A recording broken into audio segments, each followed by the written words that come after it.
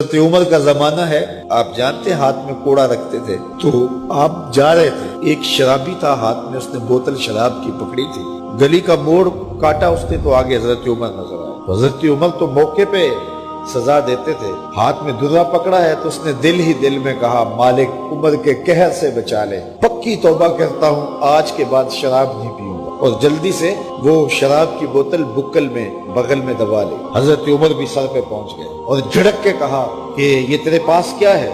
تو ڈرتے ہوئے کہا حضرت سرکہ ہے۔ تو عمر سے کہا نکال، تو جب نکالا تو واقعی سرکہ ہو گیا تھا۔ جو رب شراب کو سرکے میں بدلنے پہ قادر ہے، وہ رب گناہوں کو نیکیوں میں بدلنے پہ بھی قادر ہے۔ تو اس کے در پہ کوئی آئے تو صحیح، جھولی پھیلائے تو صحیح، ہم تو مائل بکرم ہیں، کوئی سائل ہی نہیں، راہ دکھلائیں کسے راہ روے منزل ہی نہیں۔ کوئی اس کی دہلیز پہ تو آئے، اس کی چوکھٹ پہ تو آئے، بلکہ اس کی رحمتیں تو بہانے ڈھونڈتی ہیں۔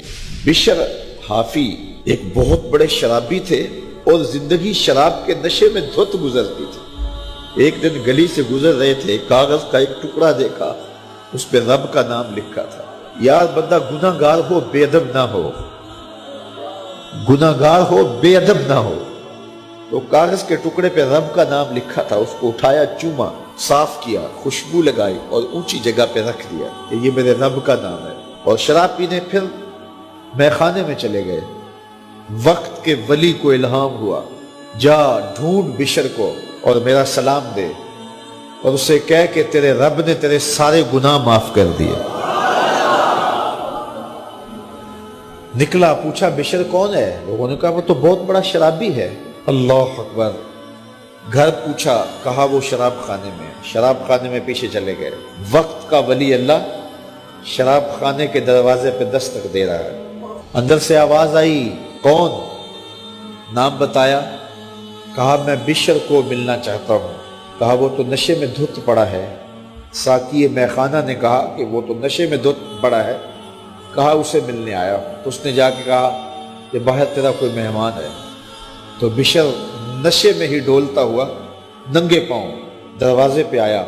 اللہ کا ولی کھڑا تھا، کہا کہ تیرے رب نے تجھے سلام بھیجا ہے، تو نے اس کے نام کی قدر کی تھی اور اس نے تیرے سارے گناہ معاف کر دیے۔ بشر حافی ننگے پاؤں تھے، اس وقت نشے میں تھے۔ نشہ شراب کا تھا، لیکن رب کا سلام آیا تو یہ نشہ اس سے بھی اوپر تھا۔ جھوم اٹھے اور کہا کہ میں اب رب کا سلام آیا ہے تو اب میں ننگے پاؤں تھا، اب ساری زندگی میں جوتا نہیں پہنوں گا۔